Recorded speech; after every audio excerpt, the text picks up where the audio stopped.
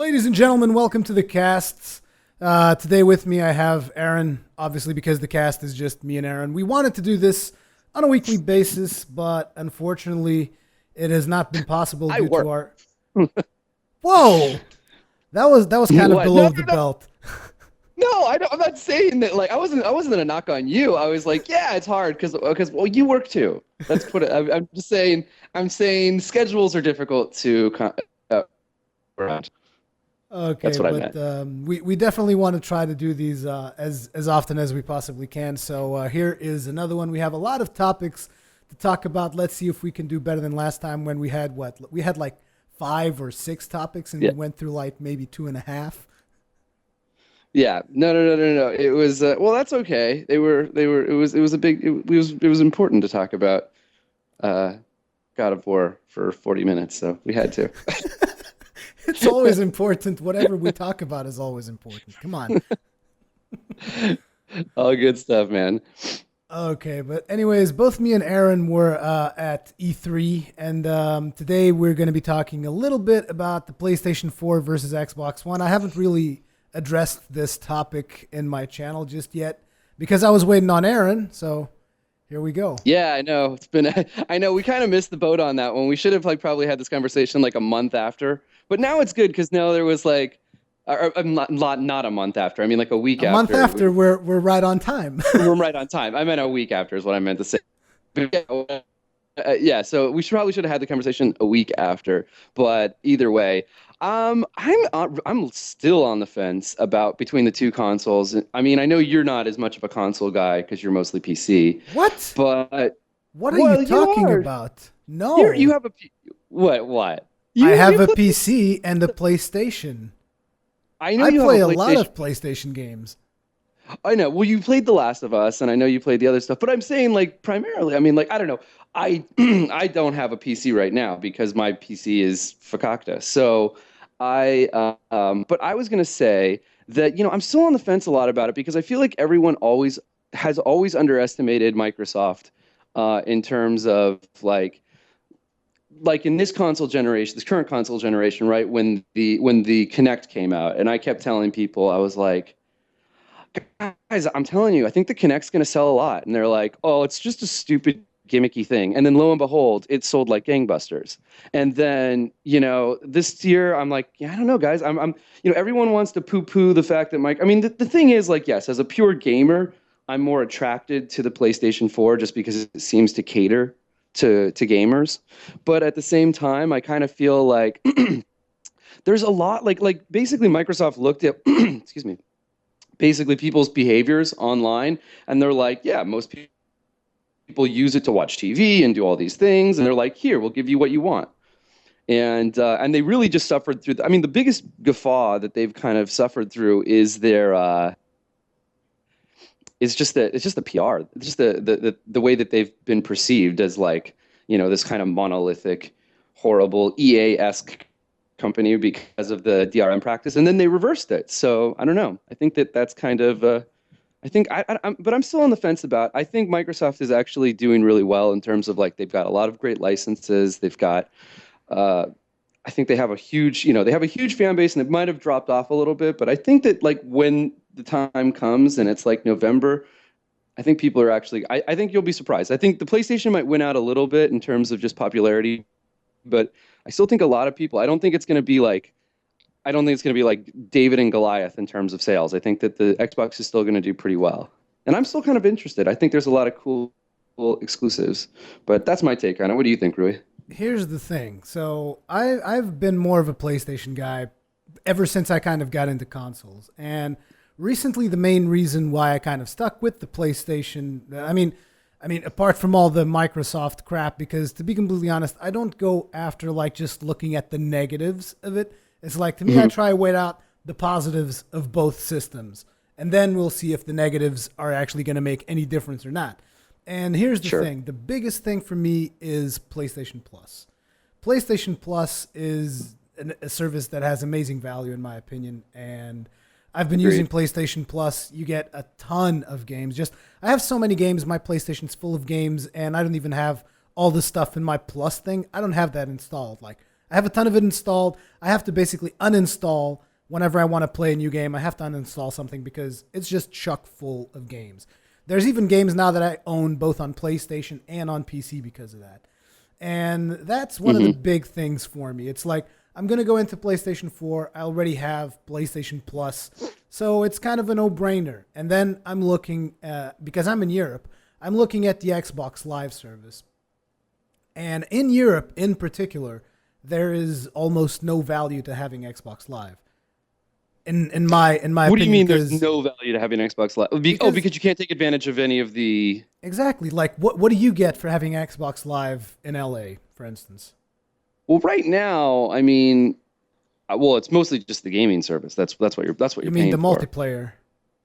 Well, it's yeah. I mean, it's multiplayer, and it's also the honestly, I don't even. You just pay for the multiplayer and that's it. Well, no. I mean, it's the multiplayer. There's other things that I think. Oh, well, like all the sales and the discounts I think come along with it. I'm actually not 100% sure that those are exclusive to Gold members, but I think they are. And then they also have what else do they have? I mean, right now, the big contention that people were saying is, I can't believe you have to buy Gold to get Netflix because you're already paying for Netflix. Because currently you don't. So I do watch my Netflix on my Xbox or actually I watch it on my PS3 because to be totally honest, the Xbox interface is horrible. The GUI, it is just so clunky and so it's just terrible. Like, I don't know, like what they were thinking. It's like, if anyone who's ever tried, if any of you guys out there have ever tried using the Xbox like Netflix or Hulu apps, between them on the Xbox and on the PlayStation 3, it's night and day. I mean, one is just head and shoulders way better than the other one, and it has a lot more options, and it's very easy to navigate. And the other one is like, it's just these giant boxes, and it keeps isn't glitch. It has like not frame rate issues. What is it?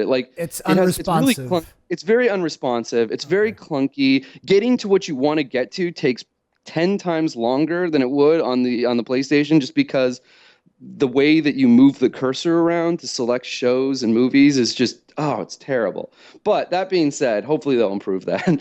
I don't know. I can't really think, to be honest with you. I mean, maybe somebody can leave a message in the comments and explain what. I'm probably going to bastardize this, and I'm the one trying to defend Microsoft most of the time. But I actually think that, I mean, I would say this: when the Xbox and the PlayStation, when the Xbox 360 and the PlayStation 3 first came out, the Xbox 360's live service was head and shoulders beyond anything that PlayStation had. Because when the PlayStation 3 first came out, it was a really, really crappy online system. I mean, would you agree, right? I don't know, because that's the thing. I never really played a PlayStation back then, but I'm forced to agree with you because that is what I hear from people, that the multiplayer was pretty crappy back then.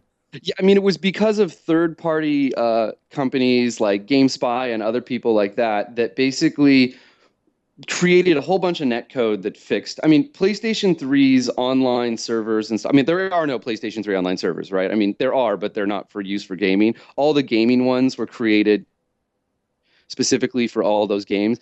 It's not like it has a central hub like Xbox does, right? Where Xbox, well, at least maybe they do now, but they didn't have originally. And so, I mean, if you were going to play a game and you wanted online multiplayer, like Microsoft was the place. That's why Call of Duty and all those other games, that's why they became so prolific on Microsoft too, is just because people were like, well, this is where the online community is. And there's definitely something that you guys have, which I think is a big advantage, even at this point in time, over the PlayStation 3, which is the party chat system of Xbox Live. As far as I can tell, seems to be far superior because, for instance, yes, I cannot start a party chat on my PlayStation 3 and then go play a video game while still being on that party chat. It doesn't work. And I was so surprised when that happened because a friend of mine kept telling me, dude, you got to buy this Bluetooth headset thing and we can play together and we can talk and all. And I'm like, okay, so I go and I buy the thing. And then it's like, oh, let's go play Demon's Souls. Oh, you can't talk. And I'm like, what? It turns out it only worked in 1 or 2 games. And I'm like, really? What the hell is this for then? It's useless. It's just sitting there gathering dust. Whenever I play with my friend, we hook up through Skype. So, I Yeah, mean, party that's what I chat did. is definitely a big deal, I think. But then again, is it a big enough deal for you to pay? I don't know. How much is it? 10, not 10, it's $5 a month or something? Well, I mean, PlayStation Plus now is, and but granted, I would say PlayStation. I mean, PlayStation Plus is like a little bit cheaper, I think, actually, than Xbox. No, actually, wait, no, it's not. No, No, it's a little it's bit the more same expensive, price. It's the or it's same the price, same. I think. I think it's 49.99 for both for a year. Is that what it is? I just do them yearly. Okay, yeah, I don't know. I think I'm doing. I don't know what I'm doing right now with PlayStation Plus because I bought like 3 months because I just wanted to get like. Oh, I think I just wanted to like save my games on the cloud because I bought a new PlayStation and I didn't want to like transfer them all from like a different thing. Um, and then I don't, and it keeps auto renewing, so I'm probably paying more than I should be. I should probably switch that to an annual pay Oh fee. my God. But Wait a second. So you're auto renewing PlayStation Plus and you're not even every three downloading the months. games? Oh, I Because you download a ton of games. I've downloaded like 20. Oh, I because you mean, have to download those games. Otherwise, they will not, once they exit the store, it's like you can't access them anymore. well, right. But I mean, like what's happened? What I'm saying is, I downloaded a whole bunch of games. I got like, I think the first one I got was like Infamous 2, and then Oh, yeah.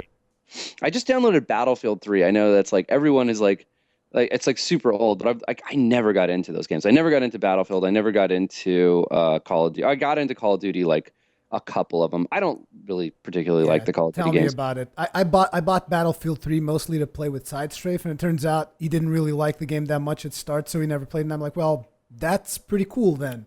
I ended up never playing the Yeah, I damn know. I thing. was like, well, and the thing is, I actually like Battlefield 3 substantially more than I've liked Call of Duty so far. I Oh mean, yeah, just same. because it feels like a way cooler game, especially though I just played the one player. I haven't even got into the multiplayer because I don't like the multiplayer in those games. I feel like they're really, I don't know, it's Wow, but the vitriol. single player Like, is not that good. It's like a tech demo for Frostbite 2. oh, for Battlefield 3, dude, and I'm Yeah. playing on like PlayStation 3, so I'm not even playing on like a PC, so I'm not getting like the full whatever. But like either way, like what I'm saying is that like I don't know. They were like what I would know what I was doing. What I was telling you was that basically I got the PlayStation Plus for 3 months because I didn't want to buy like the And you whole thing. Like I kept literally, renewing it. and I think I just need to remember. I just need to switch it to auto to an annual fee, or maybe Just they've done. I switch don't it know. to annual. Just do that and just be done with it. Otherwise, you're getting a little bit. You're paying a little bit more. Not. I don't think it's too much, It's like but it 18. is. It's like so. It's like $6 a month, I think, because it's like 18 for 3 months. So I don't know, pay an extra $3 every 3 months. I It's don't know. really It's it's something messing like with my that. finances. I don't know. Either way, we're going just like way off topic. But I was No, no, talking no, no, no. about Yeah. PlayStation Plus, and that is the thing that is getting me more on board with the PlayStation. Because before E3, I was thinking to myself, like, look, I really want to see what Microsoft brings to Xbox Live. I want to see what that's about, if they're going to address anything, if they're going to make any changes. And it's like during the Microsoft press conference, yes, we're going to give you free games with Xbox Live. And I'm like, okay. So then they're going to give you two Like games like Fable that. 2 and No, it's Halo 3. is it? Or It's no, not Fable 2. It's worse. no, It's it's Assassin's Assassin's Creed, Creed 2, and which is a great game, by the way. But it still, you're right. is. It is, and It's not the one that, like, but like that, it's not like, Battlefield 3, for no, it's instance. not Battlefield 3. And literally that week, like XCOM and like Uncharted 3 went on the PlayStation Plus free Oh to yeah, download thing. And was it Uncharted? I think it was Uncharted 3, wasn't it? it was Uncharted 3, the single player mode only though, no multiplayer. But the multiplayer is free now, so I don't know. I So have yeah, the original game, so I don't care about any of that stuff. when I bought my original, it was so sad. I had an original PlayStation 3, the one with backwards The fat PS2 one. compatibility, the fat one, and that one cracked out, and I was like, no, and then I bought a new one, and it doesn't have that, but it did come with Uncharted 3 and all the DLC. So it was bittersweet. Yep. I'm like, I'm not gonna play the like all my other old school games like Manhunt and Final Fantasy and Soul Reaver and God, I'm just looking at it. What do I have? Mortal Kombat Shell and Monks and all this other cool stuff that I bought from PlayStation 2.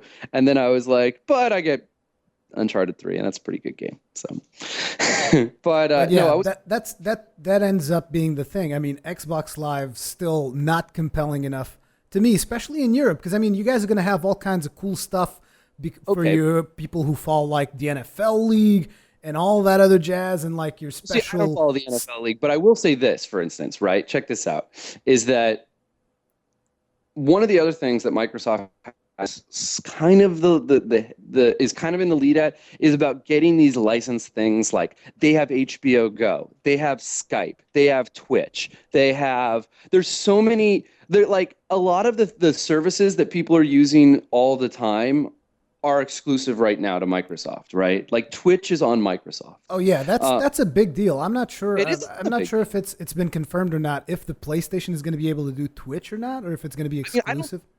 I don't think they signed like any. I mean, I don't know. It's not like I like read the Microsoft.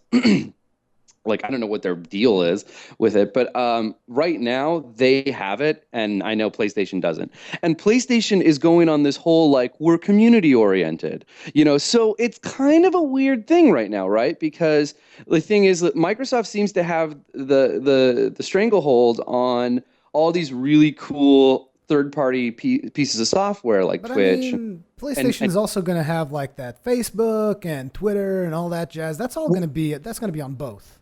Yeah, but here's the thing. Like, I'm actually not excited about that at all. And Me to be neither. honest with I don't care. I mean, like, that to me doesn't sound interesting. But you know what does sound interesting to me?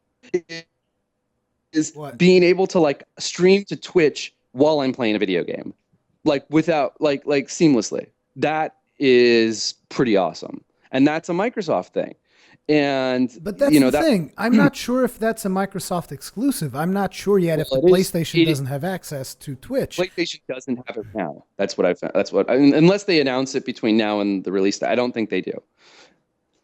So, I mean, there are certain elements and stuff like that. I'm saying and then that's not the only one too. I mean, and everyone's going to do the same thing. I feel like they do it every time. They're going to downplay and, the Kinect 2. And then the Kinect 2 is going to come out. And this is the reason why I'm excited about this Kinect 2, more so than I was about even the original Kinect, is that this one has a lot more processing power, and it's going to be able to do the Kinect cool stuff that we wanted to do in like big AAA games, as opposed to the games that like we commonly refer to as, right? Because they look like Wii games, right? They're kind of like, they're blocky. They're like, it's not like huge graphically intensive games. And the ones that were graphically intensive, the only thing they ever used was the voice recognition stuff. So like if you're playing Dead Space 3 or if you're playing Mass Effect. You're telling me you were excited for Kinect 1 and you're excited for Kinect 2. I'm excited for the possibility. Look, here's what I would say about Kinect 1.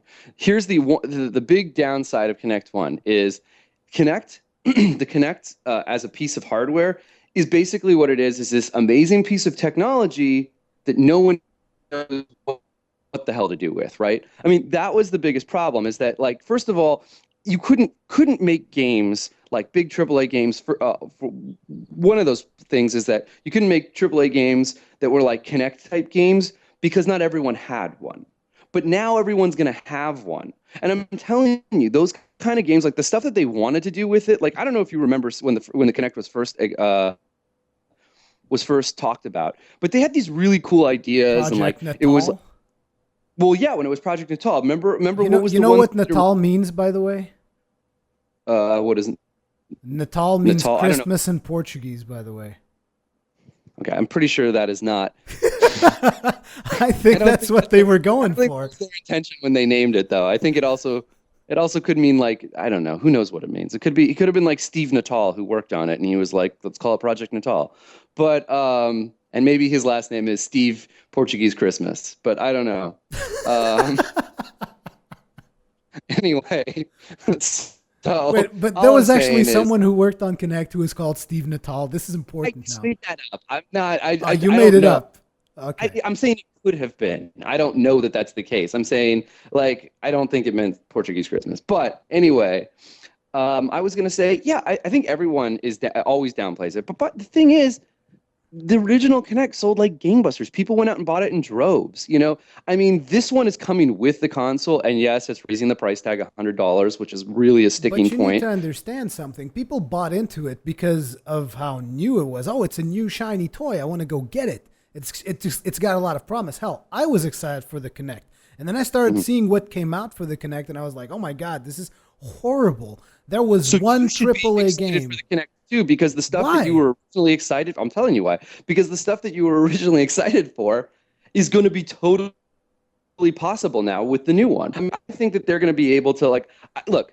Everyone like goes, oh, I don't want to like, I want to play games. I don't want to like move around like an idiot and whatever. So I'm like, yeah, I understand that, but there are definitely like nuanced ideas and gameplay tactics. And I'll tell you what, and this can actually lead into another conversation. But I was going to say, when I was talking to one of the engineers when we were at E3, I was talking to one of the engineers who was working on the Kinect. And by the way, that I mean, like the Kinect, don't like the Kinect. You have to admit, it is a incredibly It impressive is. technology. It is just massively incredible. I mean, it's just massively like. Here's the thing, though. It can create. Well, hold on one second. It can create like gameplay experiences that are unique to Microsoft, and I think that is something that Microsoft wants to hold on to. And here's another thing, and this is totally speculation, but imagine if, for instance, like the Oculus Rift, right, and the Kinect were to like they were like Microsoft did a deal with Oculus and was able to use the Oculus with the Kinect. Can you imagine how unbelievably amazing that would be in terms of like being able to do these like you could create gameplay experiences that simply could not exist on the PlayStation 4 or anything. I mean, except save for PC. And I think that would be the PC would have to come up with you'd have to buy something similar to a Kinect for your PC as well. But I think that that would be something that would live endemically on a console because it fits it more into that mold, right? You're going to want to do if you're going to play something that's like you put a headset on and then you're moving around and you're in this living, breathing world, but like your experience way. I know I don't think you got a chance to use the Oculus. I did. Nope. It is amazing. I mean, it will blow your mind how crazy and real it feels while you put that thing on. I mean, We'll talk about the Oculus in a minute, though. We'll have a specific topic for that. Don't start spoiling already. I'm not spoiling. I'm leading into a segue. But either way, what I was going to say was that yeah, I mean, there's an example, right? Because let's face it, the PlayStation 4, I mean, I don't know, Microsoft keeps trying to tout that, oh, we got the specs wrong, and it turns out it's 20 times powerful than more powerful than that. Like, the PlayStation 4 is a more powerful machine, specs alone. I'm not going to deny that. And I think that that's, like, I think the PlayStation 3 proved that it was the more powerful machine at the end of this current generation from the Xbox 360, because with games that came out like The Last of Us, which were clearly head and shoulders better than what than anything that's been on the Xbox 360 exclusively. I mean, I just think that obviously that's the one thing that the PlayStation's got going for it. But I wouldn't necessarily say that the Xbox is, I wouldn't call it. I don't think it's. I mean, maybe they won PlayStation 4. I'm not 100% sure. I think that there's still a chance for Xbox and. Here's the thing. Something that we definitely should have learned this past generation is that hardware means nothing. Well, it means something, but obviously it is not like the most significant thing. Like the power of the hardware, that's definitely not the most significant thing, because obviously Xbox 360 was not as powerful as the PlayStation 3, still had a lot more titles and a lot more titles that a lot of people wanted to play than the PlayStation 3. I mean, arguably until the current section we're in, because I think that right now the planes are a little bit more even, if I'm to be completely honest. But I think that for a while there, Xbox 360 definitely had some really cool titles that I would have liked to have played, but since I chose the PlayStation, I didn't. So, well, and I think also the Xbox exclusive titles. And I own an Xbox, and that was the first console I bought. I bought a PlayStation 3 like 2 years or 3 years after it came out. I think I bought it in 2008, 2009.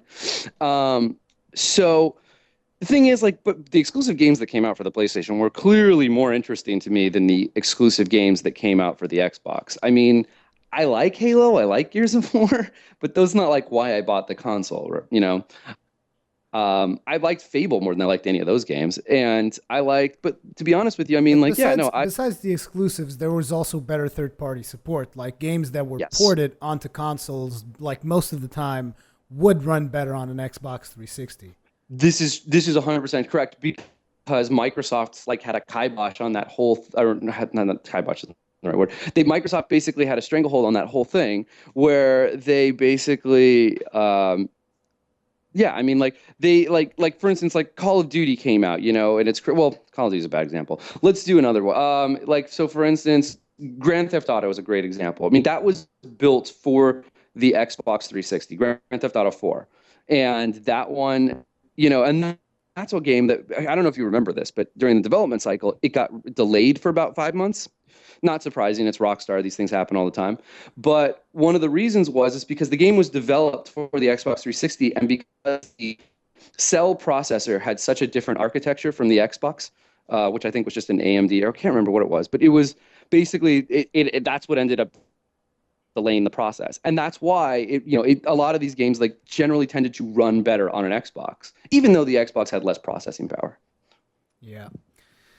But so, I mean, at the end of the day, I still don't know exactly where we stand on the whole topic of the PlayStation 4 versus Xbox One. I mean, I know that I want to go. You're excited for both? Yeah, except they're too expensive. I'm excited for both. I'm excited. You know what? I think there's going to be some contention between the two. I think that your internet audience, I think that your Reddit gaming community and all that stuff, I think they're in the bag for PlayStation. I don't think that's necessarily representative of gaming at large. I think if you were to go on the internet and see like who's in the lead, I think you'd see PlayStation 4. I think there's a lot of people out there who are maybe not as vocal, but definitely care about the other features on the Xbox. And I think that that's going to have a really strong sticking point. So I like the fact that there's competition. The thing to me is that I feel that Microsoft is not really competing anywhere outside the USA. It's like they don't even care. Because let's face it, I don't think that Xbox One is even going to come out in Portugal day one. I don't think so. I'm not 100% sure, but I think that if you want to get one, you have to import it. And previously, you couldn't even import it because it was region locked until they reversed that whole thing. Yeah, so now, and that's part of the conversation, right? Is this whole reversal of Microsoft and in their DRM and all that stuff. And that's something. That's what you're talking about, right? That was part of it. Yeah, okay, that's part of the reversal. But the thing is, again, at the end of the day, I don't understand how Microsoft expects to sell Xbox in Europe, and they're even saying Europe is a really important market for us, and then they're like giving all this cool stuff for Xbox Live in the US, but there's nothing cool about Xbox Live in Europe. Like, where's, I don't know, since they're going so much about sports, where's the exclusive content for football leagues in Europe? Because that's what we care about over here.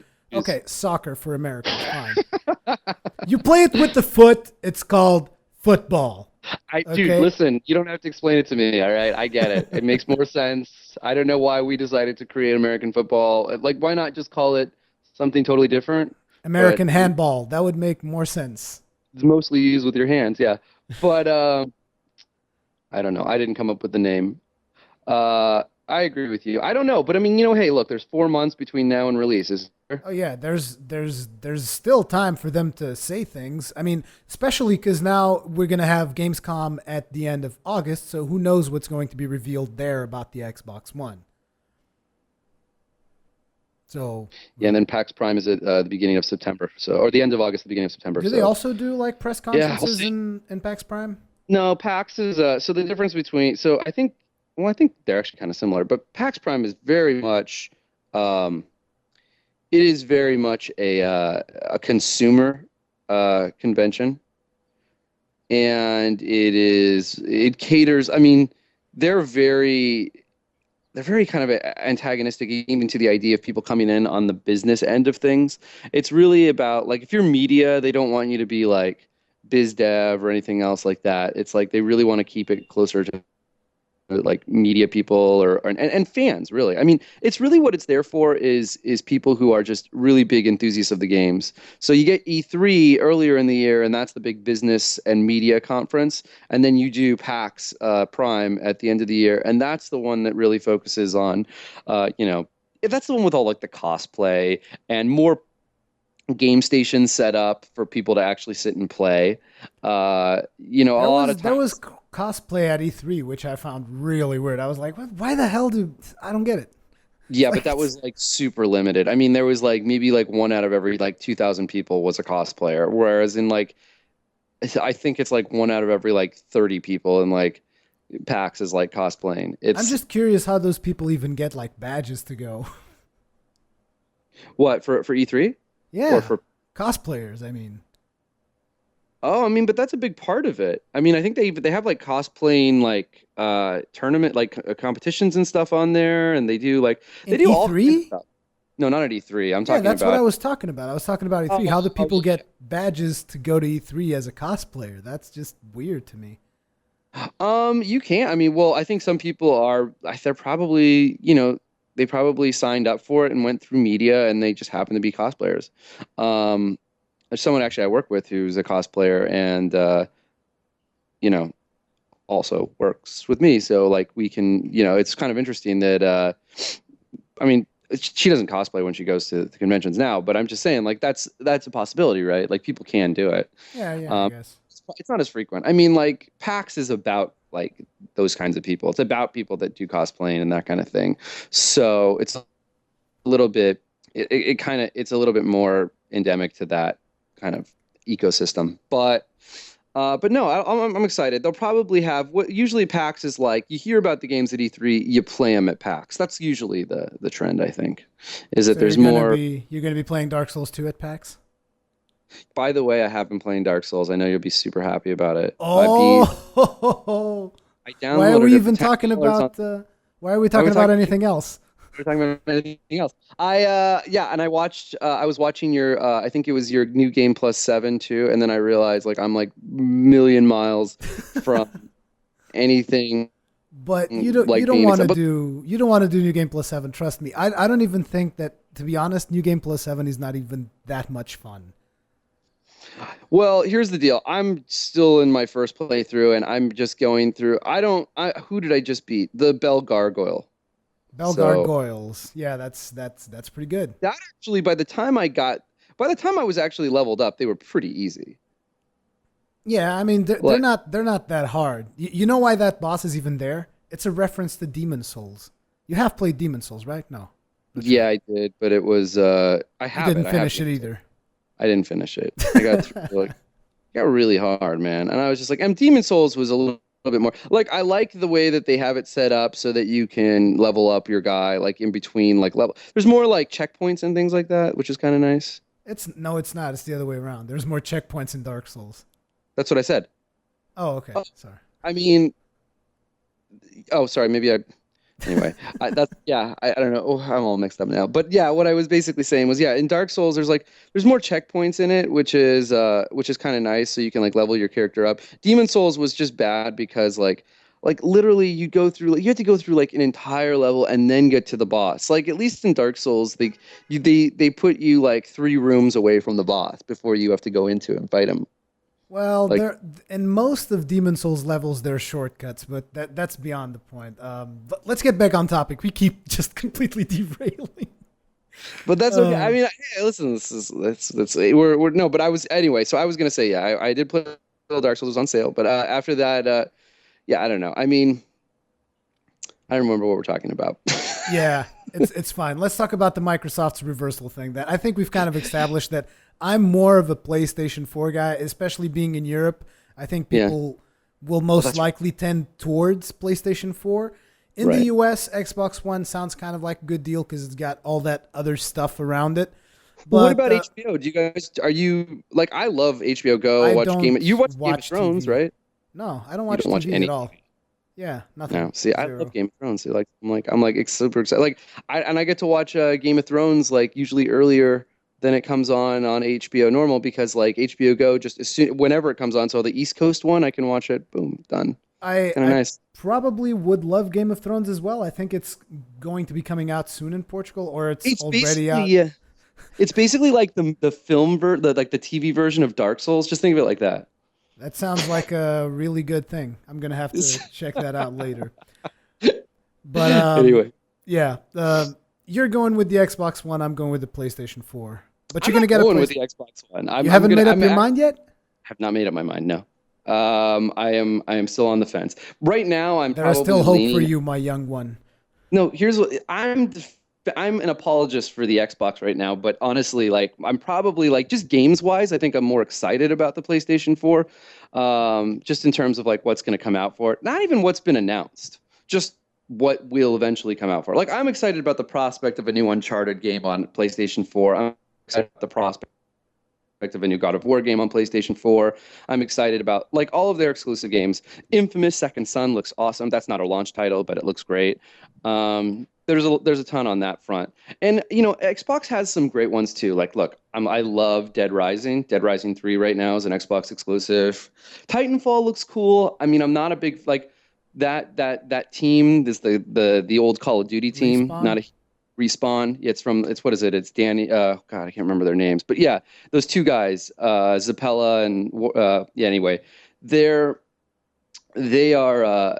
I'm not like that. Didn't excite me just because I don't like Call of Duty, especially don't like Call of Duty multiplayer, and the fact that it's an all multiplayer game. But then like I saw it and it looks awesome, and I was listening to people talking about it, and they say that game play like even though it's multiplayer you feel like you're in like a single player experience. That's because So they I don't were in know a how much of local that. area network.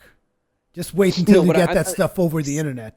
but what they were saying was, I think that the way that you go through like matches and stuff like that, like the matches feel like you're playing through like there's a story, there's something going on. I think that to me is more But I'm exciting. excited about it too because it's going to I'm come out for the PC as well. So I'm like, yeah, I'll just get it on the PC. Yeah, no, exactly. So there's that, and then what else? I mean, there's some other Rise, Son of Rome. I mean, look, the game looks fun. I did not like what I saw of Ryzen. Here's the thing. I was kind of excited when I first heard about it because, I mean, I'm all about that kind of action, gore, chopping people up. I'm all about that. And then all of Totally. a sudden it's like, here's a quick time to stab someone in the throat. Here's a quick time to chop someone's leg. Here's a quick time to stab someone. And I'm like, really? There's a quick time every friggin' 3 seconds? Well, That was way too much. I mean, I know that God of War also has a lot of quick times, but I mean, usually in God of War you get a quick time when you're doing something of significance, like you're about to chop off the head of a really big monster. In Rise of Rome, it's almost like you're every single time you want to go and kill a goat man, you have to do 3 quick time events. so what they said, apparently, yeah, but it's also it's gonna look really cool. Is kind of what I care about, honestly. Because what they said was what they showed on the show floor at E3 was only a limited amount. Like they said in the final game, there's gonna be over like I think 150 of those individual types of like kills. So it's gonna look really, really like there's gonna be a lot of variety. It's not gonna look like he's doing the same thing over and over again. Because my biggest issue was I don't care about that. I just want it to look cool. Like I want to feel like a badass when I'm playing the game. You could And I play think, that on a friggin' iPad then. All you got to do is press buttons. yeah, I'm saying, well, hey, if iPad can do that, then great. But I'm just saying, I think there's something to be said for that. But anyway, I like what other being more in exclusives were there? control. What other exclusives were there for Xbox that I was excited about? They showed Killer something Instinct. of Halo, but it wasn't really. Oh yeah, Killer Killer, Instinct. You Killer. were all over that. I'm not a huge fan of that franchise. I barely even know about that franchise. So It's Killer. Well, I played it. I went to the Microsoft party that hilariously, and I'll have to send you a picture. Maybe you can put it up later on when you upload this podcast. But I took a picture at the Microsoft party, and it was like this is leading into the DRM reversal thing. But they both had their Sony and Microsoft both had their press conferences that day. I think you went to the Sony press I conference, went right? to the Sony one. Yeah. Yeah, you went to the Sony press conference. I didn't because we were doing a live show for the Microsoft, well, for all of the press conferences. But so I was watching the Microsoft, and yes, like Sony completely won. And then I went to the Microsoft party afterwards, and they had these floodlights that were like super green, and like everywhere you looked, and I'll show you. Like I took a picture. It's not even a filter. Like everything just looks like green. And I think it's really ironic that Microsoft had a party where literally everyone was bathing in envy. But it Oh was like, man. but it was, but they had the Shins perform, so that was awesome. Uh, it was really, really cool. I was like, I don't know if Portugal's a big fan of the Shins, but they're awesome. I don't even know who the So Shins are, but oh man, go look up the Shins right now. We Not might right have now, but after the right podcast. now, right now. No, not right Wait, now. okay. No, I'm just kidding. But But anyways, getting back to the DRM, that kind of I think segues into the DRM thing because clearly Microsoft, they took one on the chin at E3 oh yeah, and because Sony went all out with when they started going like, oh look, yeah, and you can trade games with friends, and you can do this. Basically, everything that Microsoft said you couldn't do, they were like, you can do this and this and this. It's like the Oprah show, and you get a car, and she gets a car, everybody yeah. gets a car. It was the same Jack Trent thing. was just sitting there with a knife and twisting it Yeah. into the heart of Microsoft. I mean, People were look. going crazy. Look, I'm not sure if you could tell in the live stream, but like people on the presentation itself, everybody was going ballistic, screaming, and I'm like, so I mean, because I wasn't that excited because it's not a big deal for me because I wasn't. It isn't a yeah. It, It's not. it, I mean, the thing is, like, here's the deal. Like, I read a really good article on Polygon that basically explained, and I should send you the link to it, and you should put it in the description when you put this up. But basically, the article on Polygon says that it was basically talking about essentially really what is DRM and what's going on, and ultimately, it's saying like Microsoft wasn't doing anything that PlayStation isn't going to do. I mean, they were playing, they basically had a who's going to jump first contest. But basically, at the end of the day, they're all heading in the same direction, and that yeah, direction is everybody's digital gonna do it. distribution. Let's Everyone's look at going to do it. Steam. Everybody loves Steam, right? Well, Yeah, Steam is exactly the same thing as Xbox. exactly. You know what? It really wasn't about the DRM. It wasn't about Microsoft's prep policies. It was about their image and the way that they presented It it, was and the about way that the way that they uh, presented it was what messed them up. That's the thing. yeah, the fact that they were being so aloof about it, the fact that they were being like, and just the truth of the matter is that yes, the ultimate direction is digital distribution. I think we talked about this actually on the last cast that we did, but the ultimate direction is digital distribution. But that being said, it's not right now. It's not the mainstay right now.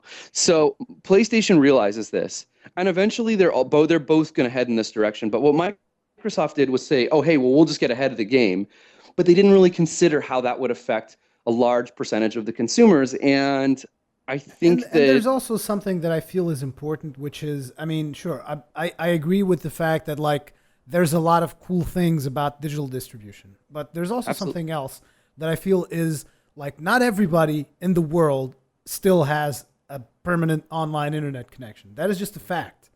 true. So, I mean, basically, Microsoft alienated all those people. It's like, what? You don't have a permanent internet connection? Too bad. You're out. You know, that is a problem. Microsoft should not have done that. I mean, they could come up with a lot of things like you can't like buy used games, you can't do this and that and the other, but it's like, I mean, at least let your users use the damn thing. Like, oh, if Well, you yeah, don't have internet, you exactly. can't even activate the games. It's like, No, but see, this is again where Microsoft kind of screwed it up a little bit, right? yeah, Because why didn't definitely. they just take out the stuff that people didn't like? Like, and like, there was, I don't know, like, I felt like they could have just been like, all right, fine. We're not going to like, they could have easily done, I don't know. I mean, did you see the And then interview? the Did you see the reversal. interview with Angry Joe where he's like, Yeah, I he's saw. You want to go to the talking future with me, Joe? do you want to, It's did like you see no, the, no. with him and with him and what was his, and Larry Herb, Major It's Nelson? Major Nelson. So basically, Joe goes and he's like, "I know that it's easy. I know you guys can just turn it off." I And he's know. I like, feel like I'm "You doing the same thing know, right now. He's like, "Oh, really? Did you work on the development team?" And then like 2 weeks later, and then that was all over Reddit. That was hilarious. And that we was all talked over to Reddit." Joe. I don't check Reddit that often, but was it? It's from Reddit. It was all over Reddit. It was on Reddit Games and Reddit Gaming. So the totally circle check version of Reddit and the actual legitimate game section of Reddit. Oh my God, I can't. I like Reddit Gaming. I swear to God, I go there and it's like there's some funny stuff. Like, don't get me wrong. Like, there's some legitimately cool, funny things on there. But like, so much of it is just like, guys, remember this? And it's just like, yeah, we remember it. Let's go. And they're like, everyone upvotes it to the top, and it's just like a picture of like Yoshi. Like it's not even a picture. It's like somebody literally went on. They just like did like an image search on like Google and just like looked up the old like Super Nintendo like Yoshi's World 2 or something like, and then they just posted that, and then like it goes boom straight up to the top. They didn't even make a funny comment about it, nothing. So like that is so much of what like Reddit gaming is. But anyway, needless to say, getting back to the Angry Joe thing. Well, it was funny too because we talked to Angry Joe afterwards when we had we met him at when we were in LA. But yeah, it was hilarious. So that was so crazy. And then like the whole thing was that like I felt like, yeah, why didn't they just like I understand like the family sharing thing, I think they're gonna hold over our heads and then bring it at a later date to be kind of like And that was the other thing. It's like, what's up with this? Oh, you guys want it this way? I'm going to take my ball and go home now. What's up with that? Really? Though I do have to say, and this is just me like kind of hypothesizing, as it were. But I think a lot of that was coming from Don Matrick. I think Don Matrick. I mean, I think it's by no small. I don't think it's any accident that, and I think it's perfect happenstance that he's heading to Zynga right now. I think that is exactly where. But for those of you guys who don't know, Don Matrick. Well, now I guess I don't know if it's complete yet, but he was the former CEO of Microsoft Game Studios, and I think he came from EA. And now he's gonna. I think so. The word on the street is he's heading over to Zynga, and that he was in talks about doing this, like even when like during E3, and so he's been working on this for a little while now. But anyway, he's heading over there. Another thing, like, how is that an upgrade? Like, to me, it sounds like a downgrade. It's like you go from being the CEO of Microsoft Game Studios, and you go to Zynga. It's like I get it. They're paying you more money. Sure, they're probably going to pay him a shit ton of money. Well, here's the thing, though, right? Is that he's like Don Matrick's a business, like he's an executive. He's like he's not like those guys like he's not Tim Schafer's he's not like the Tim Schafer's of the world. He's not the he's not the Ken Levine type people. These are the people that just they look at it and they see numbers and grids. To them, it's a game. It's about okay, we have to do. They're not. Their heart's not in gaming. They're businessmen. So as far as they're concerned, they have an opportunity. And I have a friend who says it all the time. He's like I gotta love how executives keep falling upwards. Like they just they keep like, oh, I'm gonna leave Microsoft and go to this place, and then like it's just constantly they just keep going. I think he's losing a little bit of stability in his employment, to be honest, because I don't think that Zynga is doing that well right now, are they? Yeah, but he'll go over there.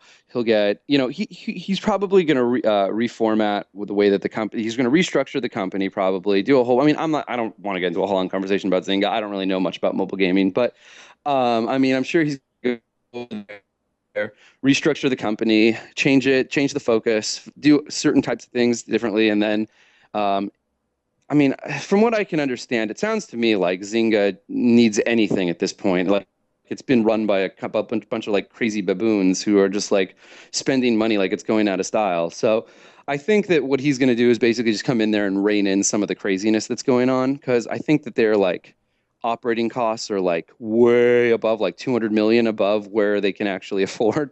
So Dude, I mean, Farmville takes a lot to manage Farmville. It's a big deal. It's not just that though. It's like there's so many other things going on. But either way, I mean, the numbers came out. There was a report that came out recently, and it was like, oh, I think Zynga was operating at like 350 million, and they were their total revenue was like 150, and it was whatever it was insane.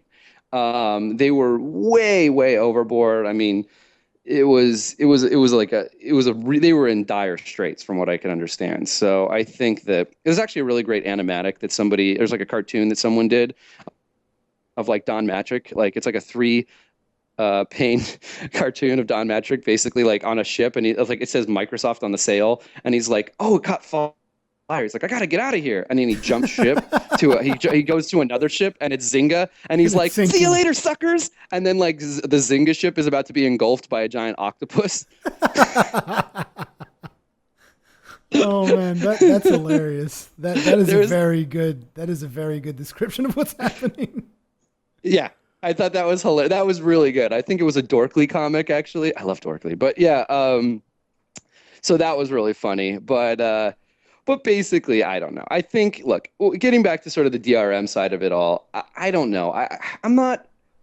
I was always of the. I basically think that what my didn't do anything evil. They didn't do anything malicious. What they did is they jumped the gun. I think that's I the best think way they to did describe it. something that was wrong. One of the things they did that Okay. was wrong, in my opinion, was the fact that Microsoft was going to make money from used games. Okay. That is really weird. Okay. I understand their whole like well, you can't play used games on our consoles thing because ultimately that is the direction they want to head because they want everything to transition into digital, right? And then it becomes a non-issue because then the issue isn't like because there is no used game situation. It's just you're like Steam. Like I'm not like pissed that like you can't share your Steam games with me. So there's no it becomes a non-issue. But again, that was a really weird move for them to basically say, yeah, you have to pay us. It's Yeah, like, why? You had nothing that like aren't well, and I don't know how this exactly works, but don't publish. I mean, I'm from what I can from what I can fathom, don't publishers already pay licensing fees to publish the games on consoles? Like, why would they have to? Like, why would consumers have to add to that pile of money by saying, and also pay us every time you give this to somebody else? I just thought that was really weird. Like, now, on the other hand, I think people would have been really friendly to the idea that, sure, you can sell your games back at at like a GameStop or whatever, but then GameStop has to pay a licensing fee to the publisher. That would have been cool, yeah, and that would have and I made think people would have been sense. like, that would have made sense, and people wouldn't have cared that they maybe had to pay an extra $5, and then they could have felt good about themselves, thinking, "Hey, I have to." At least now I like, and then people would have thought to themselves, hey, well, I have to, yeah, at least I'm supporting the publisher that's making the game that I'm buying. So I feel good about buying a used game. So Exactly. I don't know. I think that would have been great. Um, but I think also there's a lot of other rules and laws and stuff. Like I think technically GameStop, sorry. GameStop has the the right to resell games because of the first sale doctrine, which basically states that you can sell something that if you bought it. So if they're technically a company that buys people's used stuff, they can sell it. But I still think it would have been a really cool thing if Microsoft would have figured out a way to get the publisher's money. And that might have been the case. I mean, look, the truth of the matter was we didn't really hear all of the details. It was clear that Microsoft wanted to cut a piece of that pie, which I thought was really, really weird. It was like, it was very, it sounded It was sniveling. shady. Like a It lot was of shady. Microsoft's communication, there was a lot of shadiness behind it, and I think that's Well, what and now we caused know them to. why. I think, Yeah. and by the way, they like, look, I think that at the end of the day, Microsoft and Sony were both kind of in the same boat, and Sony just totally took advantage of the fact that Microsoft Oh, moved they too did. soon. Oh, they I'm, definitely did. you know what I mean, though? I mean, like the whole thing, like, because at the end of the day, right, what was Microsoft was essentially thinking 2 years in the future, and Sony was And we're not like, there yet. and we're not there yet. We're not 2 years in the future. You can't just skip ahead to a later date and time where like, yes, through research and stuff, it's clear to see that like the direction things are going to head is ultimately going to be It's digital. going to But you be can't digital distribution. There's no chance abs- there. absolutely. But you can't just. But meanwhile, you Yeah. can't just you can't just pretend like, well, that's already happened. Then, like, It's I like don't know. the guy that was at Microsoft and is like, "Why the fuck do you live there? What is your problem?" you Yeah, know, you can't just do that. It doesn't work yeah. like that. Or like what was it? What was it? Don Matrix said like when people were asking about what about people in the military who Yeah. don't have a Well, constant internet we connection, have and we he's have like, a console for those people. it's called the Xbox 360. I was like, wow, Talk that is about a a slap in horrible. the face. This is a dick slap in the face. That was like a horrible thing to say. It was just terrible. And then like, yeah, I mean, like that's the like guys, I like remember I was you need to listening have some control about that. I was listening to another podcast, and one of the podcasters said, "Sounds like those people have another console for themselves. It's called a PlayStation 4." And I was like, "Yeah, that sounds a little bit more like it." But yeah, Yeah, let's spin things on a more positive note now, and tell me sure. all about your Oculus Rift experience, which I did not get to see, but I you mean, it's not did. going to take a long time, but it's really incredible. So you get, I went, so there were several different places at E3 where you could check out an Oculus Rift, but I chose to do it at the EVR. booth, which was a lot of people didn't know this. A lot of people didn't find it because it was upstairs. It was on the third floor, Oh, which I is like remember that. above. The Yeah, problem yeah, is, I remember you telling me and Jason to go and meet you there, yeah. and you're like, "Oh man, I it's told you I'm at I the told you the wrong Oculus." No, you suite. said I'm at the Oculus booth, and I'm like, "Oh, okay." So I pull out my pack because I had a map of everything on E3, and I'm like, Right. "Oculus, right here," and it But was they were also on right the third next to me. floor. They were right next to me. Yeah, The that's the thing. Oculus Rift place was literally right next to where I was. I just was at the CCP booth, which for those you guys don't know, there's like Eve Online and Eve Dust Online and Dust 514 and all this. 514. And that was Yeah, interesting because they have Dust 514 and their room number was 514. I don't. It was no accident. No, I don't know.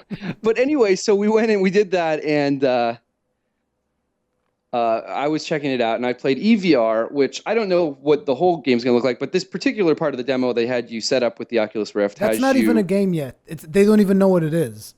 They don't, right? Okay, good. Because I felt like, yeah, I don't, So what they did is they created like a mock, like deathmatch type thing set up with like fighter, like space fighter pilots, and you get into your spaceship, and it's here's where it gets really cool. So now you basically they put the headset on and they put the headphones on and you can hear like you're inside a space station and it's all surround sound in the earphones and you look around and the craziest thing is when you start looking like left, right, up, down, and you can even look behind you because it's 360.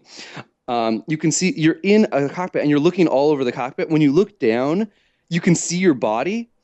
And granted, it's a male body, so if you're a woman, it probably feels extremely weird. But you're like, what? What is this? This is nonsense. But it's really, really crazy because it feels the sensation, just like the neural sort of sensation you get from when you do it, is very. It's not even like disorienting would be like a bad word to use because it's not disorienting, but it's very engaging. It's very engrossing. It's It feels disorienting in a good way. in a very good way, and it feels like it's very immersive, and it feels very, very real, and it really will revolutionize the way that we experience games by placing ourselves inside the game. Is a really, really cool thing. It feels like when we were younger and we saw those movies where they had VR, like Lawnmower Man or stuff like that, and you were like, "Oh, that'll be the crazy distant future we play games in," and then like that's what it seems like. It's like something that you saw as a kid as science fiction. So it's a really kind of it's a very cool experience. I was playing this fighter pilot game and in space, and they had a really cool feature. They had you held in your hand. Here's the part that pulls you out of the immersion. The way you control is they just give you a controller because they're still working on figuring out better ways to immerse you in the game that doesn't make you feel like you're like on a keyboard. So Yeah. but basically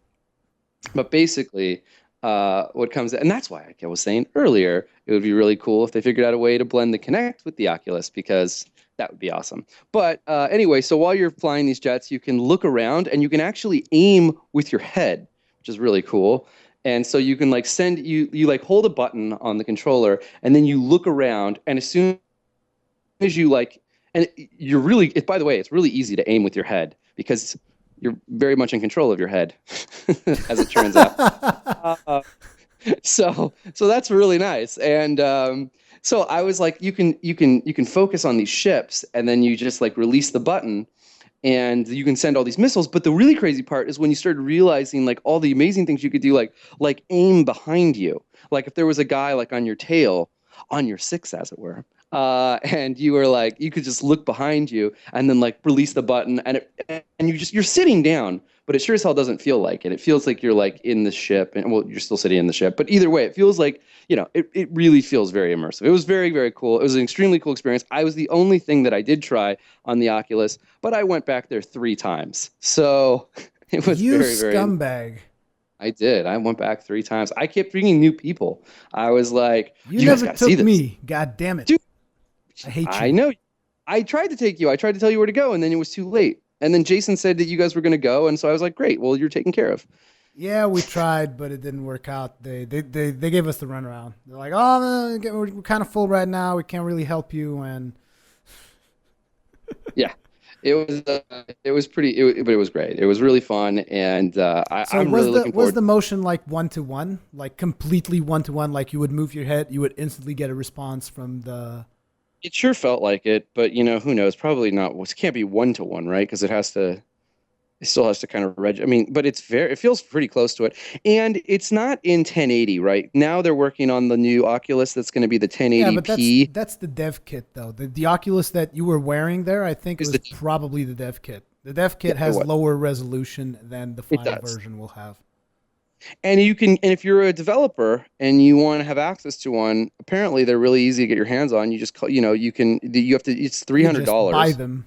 You just buy them. They're $300. And for those of you guys who don't know, dev kits are generally pretty expensive. I think a dev kit for like an Oh Xbox, for yeah. instance, is like $10,000. Oh yeah, I was saying you just buy them, but I mean they're pretty accessible because I mean dev kits for consoles and stuff like that. That is crazy. That is Oh insane. God, yeah.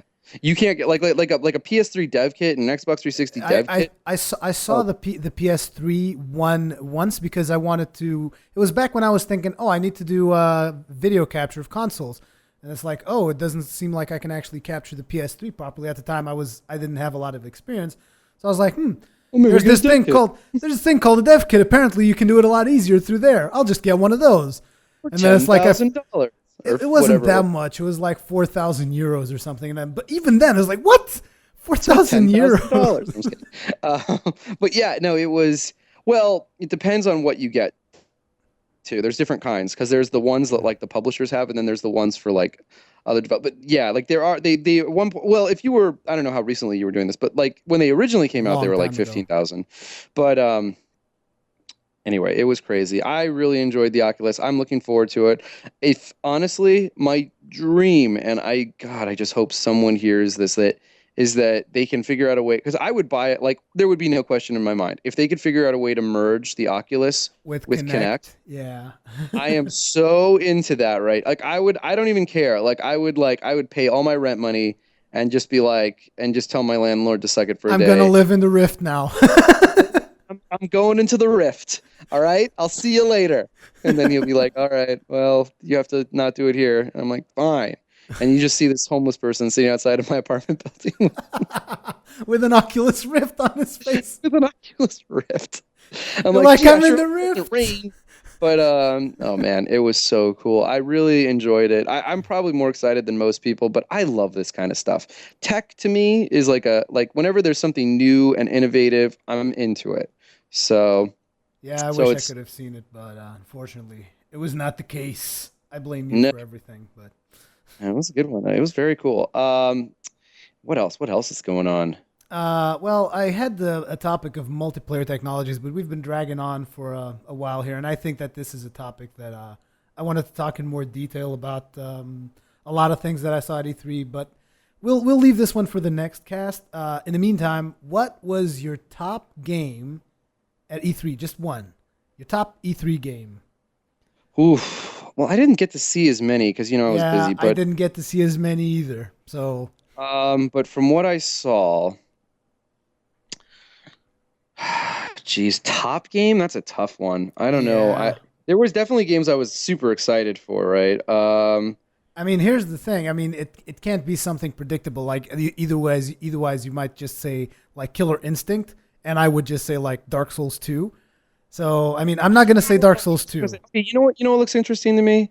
Um, Dying Light looks really interesting to me. Dying Light. That's the one with the zombie parkour type of thing, right? Oh my God, yeah, it looks really cool. So it's like an open world Mirror's Edge with zombies. But And did you actually see gameplay of that, or how does yes, that work? Because I yes, did yes. I not see went a to the presentation. yeah, yeah. I went to the gameplay side of that. So I got to see so when I went in there, they basically did like a 20-minute presentation. So if for those of you guys who don't know, the way that E3 is basically set up, they have some game stations set up so that people can go in and like check out, like, oh hey, I'm gonna play Rise, Son of Rome, or whatever. And like there's usually a really long lines. I generally tend, when I go to E3, I tend to focus on just doing the if I'm gonna be like checking out a game, I do the presentations. And so I saw. So, I would say Yeah, so I saw the Dying Light looks really cool. The other one, what was that one that I saw that remember you guys couldn't the Ubisoft the district Division. no the Division, that's right.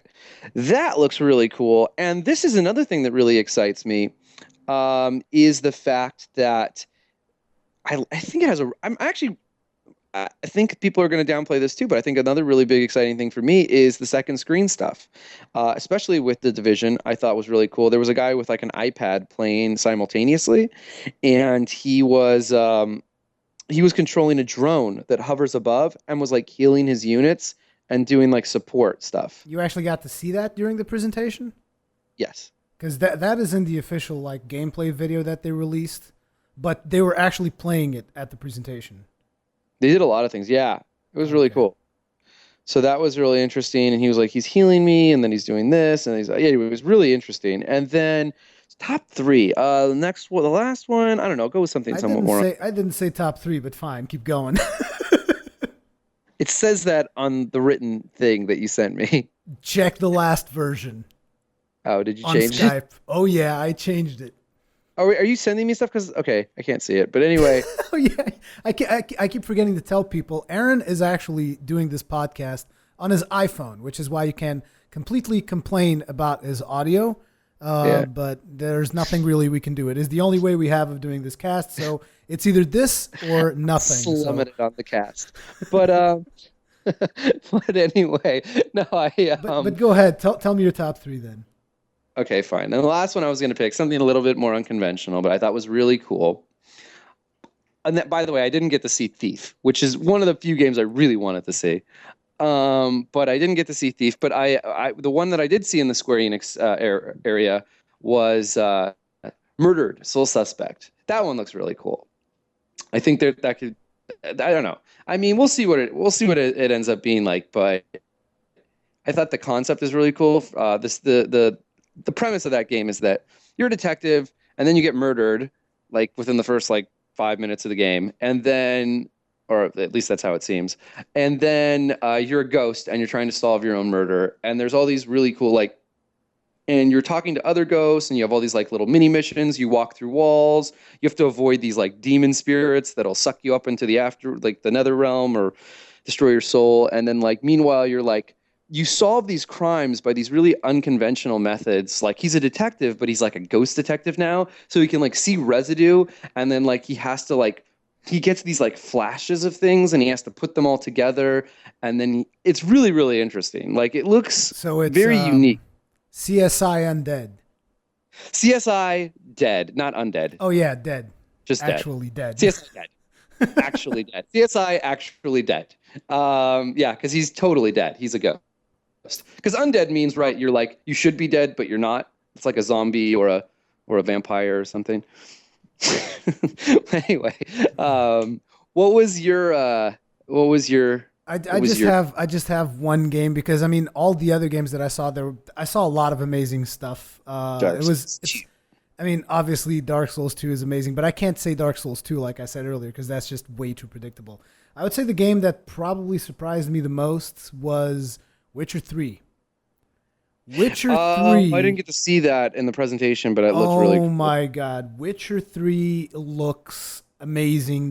They're changing a lot of stuff, and I don't know, I just really loved what I saw of Witcher 3. It was one of the most because a lot of the stuff that I saw there was kind of stuff that I expected to see as well. Like for instance, I mean Dark Souls 2, a couple of indie games that I saw that I really enjoyed, like Transistor. I also really enjoyed the Dragon's Crown, and there was a lot of games that I was already expecting to see. I was not necessarily like even paying that much attention to Witcher 3, and then I got there and they show it to me, and I'm like, this is friggin' amazing.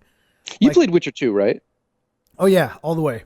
The one I Yeah. didn't do is Witcher 1, unfortunately. Yeah, neither did I. I didn't do it either. It But I is- looked at it like It is a little bit. It is a little bit boring at the start, I have to say. But like Witcher The Witcher 2 2? was Witcher- genius. The Witcher 1 is the one that I said is a little bit boring.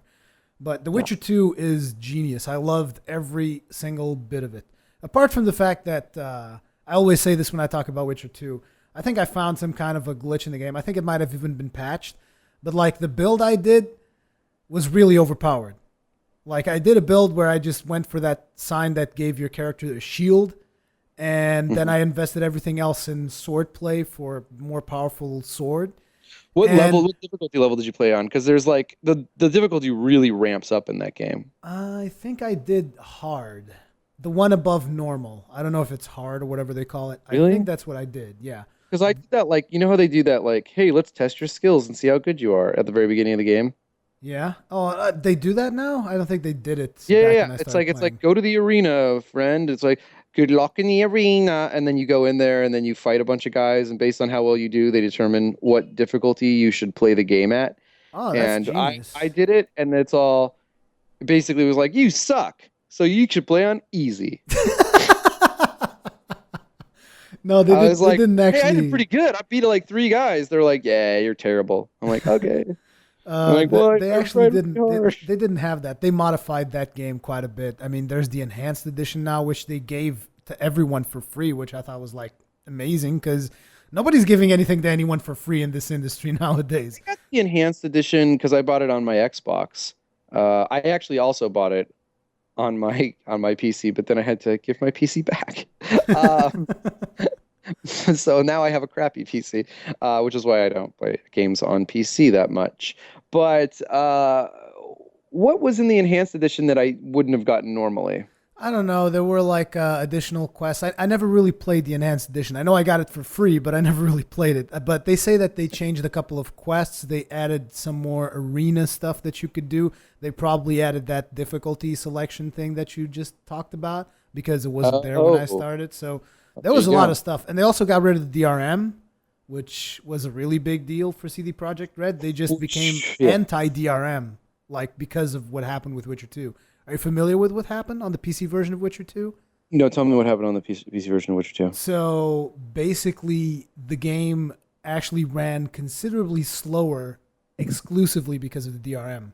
So I'm talking Because it like the had game run in the ran background. 15 frames slower because of Yeah. DRM. So they just removed DRM. The game was running at least 15 plus frames faster, which Right. meant like when I started playing the game, I was playing at like 20 frames a second. And then they removed the DRM, and I was like, oh, this is a lot better now. Yeah, I mean, I don't know. But by the way, I mean, people who are like, I think there's a misnomer that DRM is more is trying to is mostly an anti-theft tool when in fact I mean, it is, In the case but of The Witcher 2, it was. yeah, but I mean, I It think most that there's definitely also was. an element of that too, where DRM is about keeping platforms kosher, as it were. You know what I mean? It's like it's about maintaining a sort of an ecosystem on that on a specific platform. So, but that being said, I think that there's a right way to do DRM and a wrong way to do DRM, and I feel like most people engage in ways that are really kind of not good. Are they looking Um, for you over there? Is that what those sirens are? can you hear that, Yeah, I can't. They're looking for you. You better dude? run. But I'm on the run. I'm on the run right now. I just robbed a bank. I'm talking about video games. It's a crazy world. I'm just like I'm like sitting. I'm like holding people up. You're like, Aaron, you there? I'm like, hold on. I'm like, give me all the money. I'm like, give me all the money right now. And then I'm like, anyway. So what I was saying about The Witcher, and it's like, Yeah, it's like, who are you talking to? I'm like, shh, podcast. we're making a podcast here. I'm making a podcast. Doesn't mean I have to stop. Stealing a Stealing from bank. people. I can't stop robbing banks and stores. But yeah, I need to keep doing it. the one I the can, one you can that's actually hear that. yeah, I can. But the one that surprised me the most was definitely Witcher 3, and the rest of the games that were there. There was a lot of really amazing stuff. Like the Watch Dogs was all surprising. I watched that with you at that on their closed room, which was kind of weird. It was like there was this section for the normal people, and then there was Yeah. like this special presentation spot for the VIP, which is where you got us. And I was like, oh, this is a lot different than all the other presentations we've had. Well, and then it was amazing, and I think we're allowed to talk about it, right? I don't Yeah, care. yeah, we are. We can talk about. I mean, we're not. It's not. We just can. They just couldn't. We couldn't get footage of it. Yeah, But exactly. so they showed. So apparently, I mean, the big news about the Watch Dogs was the multiplayer aspect. That's what they were showing us. And they showed it And to us. yeah, and they showed it to us. I mean, they were going to show it to us anyway. That was the VIP treatment. But what we got, which was like because we were on the third day of E3, the very last show, and it was the "Who gives a fuck" presentation, where like all the like, because here's something you have to understand about people that do the presentations at E3. They do like 40 a day, or not, maybe whatever. It's like 30 a day. And they have to do that stupid routine every single time. The one that you saw them do probably at the press conference, where they come up and then they have to like create this like fake melodrama about what's going on screen, and they're like, they're invading us. Whoa, what is going on? no. My favorite is he's like, I just love when they're like they've done this a million times and they always act. They're like, here's Steve coming up behind me trying to hit me with a chainsaw. Not gonna happen. And then they're just like, he's like, we got a surprise for him. Check it out. And like, it's just like, like lock and load, sucker. And like, it's just all this, it's just ridiculous. So like, eventually, like, they're like, what's Steve doing? And then like by day 3 though, they've just like given up and they're just so tired. And they're like, what's Steve's fucking up. And then they just like stop caring like completely, and it's really hilarious. So they were like, what were they showing us that they weren't? Oh, so they messed up. They messed up when they were doing system or something. The what? I think it was called the reputations, not the reputation. reputation system came into play, and they were like getting chased by it was something else. Right, but the cops came after him, and then there was like, and then there was like a little icon that shows up, and it shows like the cops are after you, and it looked kind of like a GTA style, like the star system in GTA, and they're like, we weren't supposed to show you, but that came out, and I was like, okay. But so what's really actually kind of cool is the multiplayer aspect of Watch Dogs is basically you can. So the way it works is, other people can invade your game, or by quote unquote hacking. Yeah, they can hack into your game. Which by the way is, I'm sure, just like any sort of game, like if you play, you can probably leave your you can probably have like an open invitation while you're playing multiplayer, or you can probably turn that off if you want to like just focus on the single player experience. I think people should not be able to turn it off. It's like, no, you friggin' suffer. That's what you get. Yeah, like everybody's just constantly invading your game. You're like, I'm trying to do the mission, and like there's this guys coming in there that's that's how Dark Souls works, dude. Yeah, but no, but if we don't care if you're trying to do stuff. Doesn't matter. Wait, but in Dark Souls, what if you're like, what's it called? If you're hollowed, yeah, people can't invade you. Boom, see, done right there. So you got screwed in Dark Souls, Rui. But anyway, so that was really cool. Actually, you know what I wanted to ask you, Rui, though, was what was there anything you were disappointed at? That's more fun. Was there anything I was disappointed with at E3? Yeah, like a game that you saw was like, oh, that was kind of a disappointment. Well, there was something that I've been disappointed since I came back from E3, which is I was really excited about Final Fantasy XIV with what I saw at E3, and I was able to get in touch with the guy that we interviewed at E3, and he gave me access to the beta, and man, I don't even want to talk about it that much because I haven't really formed an opinion, but so far I've been a little bit disappointed with Final Fantasy XIV. Oh, you're checking out the beta? Oh yeah, and I'm not a huge fan of it. I'm even allowed to talk about it, but I just really don't want to because I still feel it's kind of premature. I want to play some more. But yeah, I was a little bit disappointed with that. But at E3 itself, I don't think there was a lot of stuff that I found disappointing. I was mostly too busy being overwhelmed most of the time. And most of the games that I saw, I really liked. Yeah, so, well, I mean, everything that's there, they're going to show like the best of. Yeah, they're going to show the best of the best, so... But you know what I thought was and by the way, I don't think this is a bad game. I was disappointed that they didn't do more with it, but I completely understand. Was the new Arkham Origins game? Oh, you actually saw that? Yeah, I saw it. I waited for 40 minutes in a line. Wow, I would never do that. I didn't expect it to be that long. It was like a 30-minute demo, and I was like, guys, let's move it along. But anyway, we went in. The problem with it wasn't that it was a bad game, it's just that it looks identical to Arkham City. And I know it's being done by another developer. It's not Rocksteady. I'm sure Rocksteady is going to be working on the next gen version of Batman, Yeah. which I'm sure will be really exciting. But I don't know. You I know that was I just a actually little have bit a overwhelmed. beef with that series? What, you have a beef with Batman?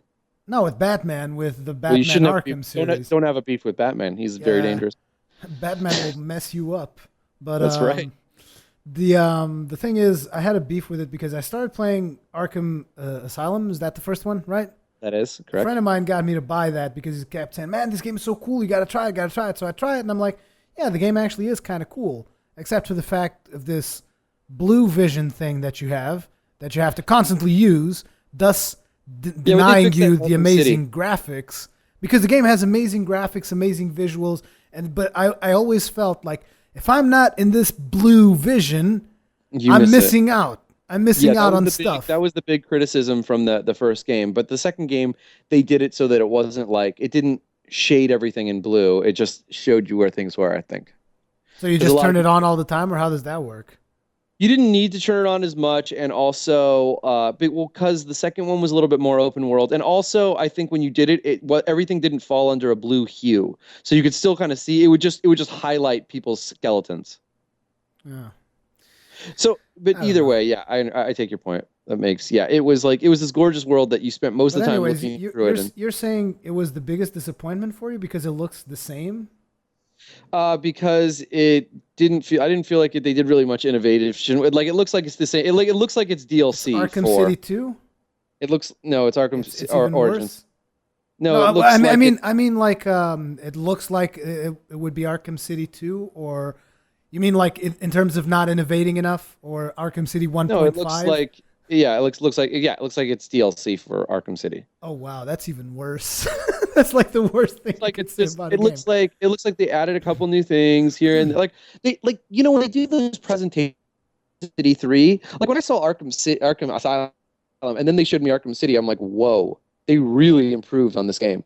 Like there's so many things I couldn't do in the first game and that I can now do in this game. That looks so cool.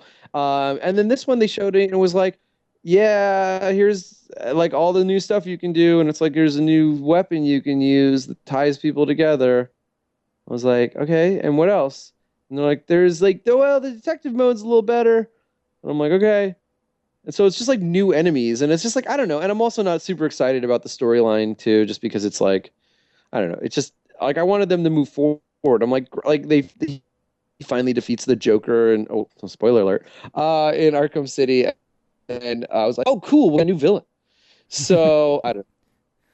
Well, either way, I think I'm gonna give you the final topic because this is all you. Tell us about Evo Okay. 2013 because I know nothing about it. Zero. So, Zilch. oh, I was like, I'm probably gonna watch it as soon as we get off. It's streaming on Twitch right now, which doesn't mean anything because you'll be listening to this long after it's over. But it's the biggest fighting game tournament in the world, and it happens in Las Vegas. And I was watching Injustice all yesterday, and it's really cool. I just wanted to. I just made Rui bring it up because I'm a huge fighting game nut, and I love watching this stuff. But it's been really cool. It's always exciting to see. There was the big news from it, of course, from Evo this year, which ended up being okay. Was that I don't know if how many of you guys know this, but Nintendo has basically um, put like a stop to anyone who's record or who basically anybody who has like a YouTube channel or anyone who's like trying to stream Nintendo Nintendo games. Nintendo's been stopping them. So they were gonna one of the games that they have at Evo is Super Smash Brothers Brawl, and Nintendo wasn't going to allow them to stream it or for anyone to get captures of it, which was like crazy. And they raised $95,000 for just from Super Smash Brothers Brawl for like breast cancer, and they did all this stuff. And then Nintendo said, "Yeah, no, you still can't do it."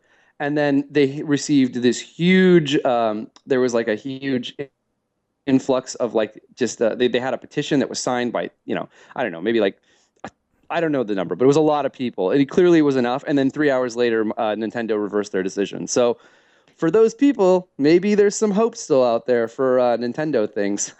But I think that they actually stopped going after YouTubers. I think they've reversed that decision as well. But it's like, what is Nintendo doing? That's the thing. It's like, what the frack is wrong with you at this point? I mean, you're getting free publicity. Not to mention that Brawl is like a Nintendo 64 game.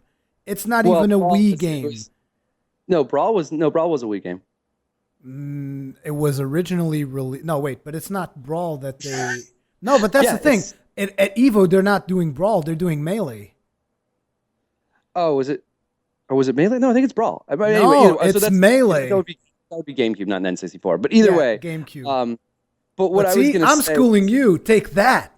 What you got to say? I don't play Smash Bros. But that was a big story, and but no. So it was really great. Yeah. By the way, if you guys noticed, one thing we didn't talk about at all on this cast was Nintendo stuff, because they're very weird about. Well, not because we're not allowed to, but just because.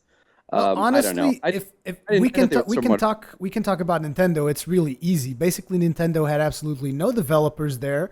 They had a couple of Wii U set up with games for people to play. I don't even think there were that many unreleased games there. They had Mario Kart 8, they had Donkey Kong, they had a couple things. It looked cool. I mean, look, people that love Nintendo are going to always love Nintendo, and that's great. But honestly, I don't know. I just feel like I don't know what Nintendo's doing these days. It was weird. And the Nintendo booth itself was weird. All the Nintendo games that everyone's looking forward to, guess when they're coming out? 2014. So I don't get it. I don't know what they're doing. Yeah, I feel like Wii U is going to be in some dire straits. How the hell do they think it's going to compete with the consoles coming out in November? Yeah, is beyond me. I don't understand it. I don't understand it either. I really don't understand it. But anyway, maybe when that rolls around, we can have a conversation about that. I think I don't know, who knows? Maybe there's something we might there might be something interesting going on with Nintendo. But as it stands, I think Nintendo is. Well, first of all, I think it's easy to say. I think this is their last console that they'll ever do. As sad as that may be for some people, but I think they might do maybe another handheld device. But honestly, I feel them kind of going the way of Sega. But maybe I'm wrong.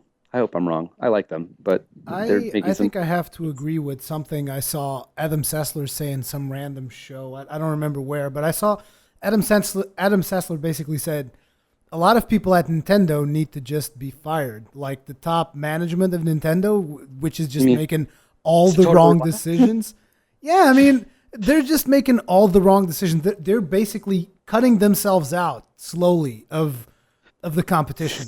You know, I hate to say this, and at the risk of sounding xenophobic, which it's not, but, you know, this is because the problem is Japanese companies have a very specific way of doing things.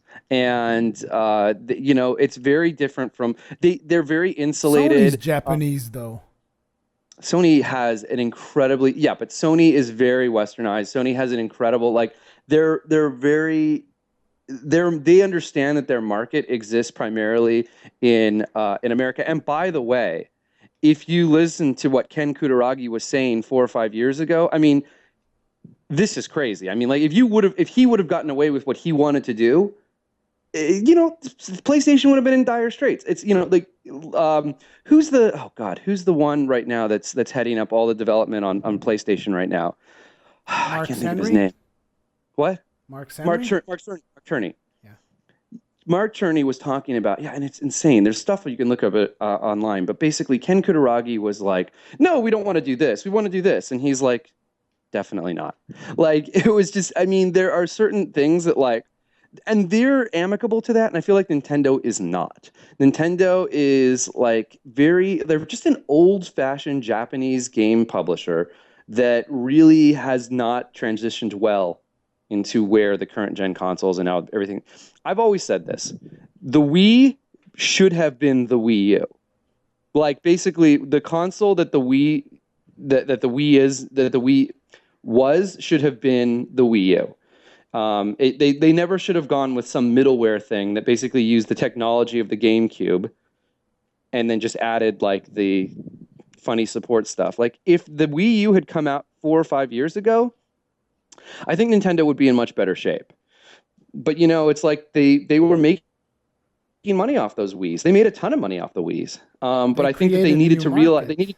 they did create a new market. But the thing is, they needed to realize they needed to be a little bit more forward thinking and realize we're going to take the hit now in the cost of the R&D and everything that else, because like obviously it costs a lot of money to build these consoles. It's billions of dollars.